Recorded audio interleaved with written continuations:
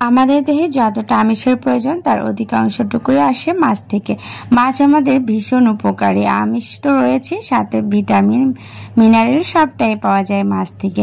আর মাছ কিন্তু ছোট থেকে বড় সবার জন্য ভীষণ উপকারী। মাছ কিন্তু একটু বড় সাইজের হলেই অধিকাংশ সবাই ফ্রাই কিংবা ভুনা করে। তো আমি আজকে মাছটাকে একটু সবজি দিয়ে ভুনা করব। আসসালামু আলাইকুম, কেমন আছেন সবাই? আশা করি সবাই নিশ্চয়ই ভালো আছেন, সুস্থ আছেন। আলহামদুলিল্লাহ, আপনাদের দোয়ায় আমিও ভালো আছি। আর আজকে আপনাদের সাথে শেয়ার করব পটল দিয়ে মাছ ভুনা। পটলটা এই গরমের একটা ঠান্ডা সবজি, যেটা দিয়ে মাছটাকে ভুনা করব আর খেতে অসাধারণ হবে। মাছ ভুনা পছন্দ করে সবাই, কিন্তু সবজির নাম শুনলে কিন্তু অনেকেই অপছন্দের তালিকায় ফেলে দেন। তো তাদের জন্য কিন্তু আজকের আমার এই ভিডিওটা ভীষণ উপকারী হবে। এই যে দেখুন, মাছগুলোকে খুব ভালোভাবে লাল করে ভেজে তুলে রাখছি। সাথে যে এই মাছটা একটু বড় সাইজের হওয়াতে মাথাটা কিন্তু আলাদা করে আমি ভেজে নিচ্ছি, কারণ এই মাথা উল্টাতে গেলে মাছগুলো ভেঙে যেত, আর মাথার জন্য কিন্তু প্রায় ফ্রাই প্যানটাই ভরে যাচ্ছিল। তো যাই হোক, মাছগুলোকে উল্টে পাল্টে সুন্দর মতো মাথা সহ ভেজে তুলে রাখলাম। এই মাছগুলো আমি পটল দিয়ে ভুনা করব। পটল কিন্তু গরমের জন্য ভীষণ উপকারী ঠান্ডা একটি সবজি।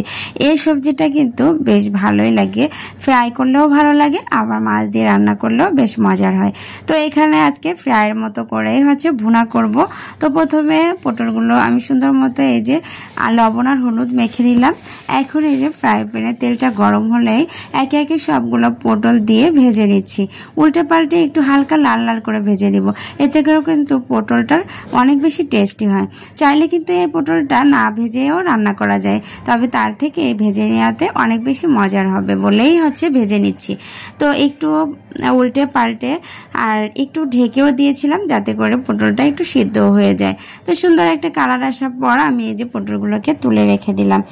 এখন এই তেলের মধ্যে আমি আরেকটু পরিমাণ তেল দিয়ে এর মধ্যে দিয়ে দেব পেঁয়াজ কুচি।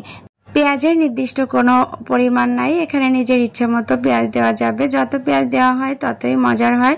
তো পেঁয়াজটা হালকা কাঁচা গন্ধ গেলে এর মধ্যে লবণ হলুদ মেখে রাখা মাছের যে ভাজার আগে পানিটা ছিল সেই পানিটা আমি দিয়ে দিলাম। এতে করে মশলার যে গুঁড়াটা দিব, এই মশলার গুঁড়াগুলো আর পুড়বে না। তো এখানে সব মশলার সাথে সাথে পরিমাণ মতো লবণও দিয়ে দিতে হবে। সব কিছু কষানো হয়ে গেলে এর মধ্যে পরিমাণ মতো টমেটোটাও বেশি কম হলে কোনো সমস্যা নাই। আমার যতটা পরিমাণ মনে হয়েছে দিলে ভালো লাগবে ততটাই দিয়েছিলাম। তো মশলার সাথে টমেটোকেও খুব ভালোভাবে কষিয়ে একেবারে মশলার সাথে মিশিয়ে নিয়েছি। এতে করে কিন্তু খেতে মজা হয়। আর বাচ্চারা টমেটো রান্না পছন্দ করে না, তো এভাবে দিলে কিন্তু বেশ মজা করেই খায়। আর এখানে আমি পটলটা যে ভেজে রেখেছিলাম, পটলটাও মশলার সাথে দিয়ে বেশ খানিকটা সময় কষিয়ে তারপর ঝোলের পানি দিয়েছি। আর ঝোলের পানিতে যখন বলক চলে আসছে, তারপর একে একে মাছগুলো দিয়ে দিয়েছি।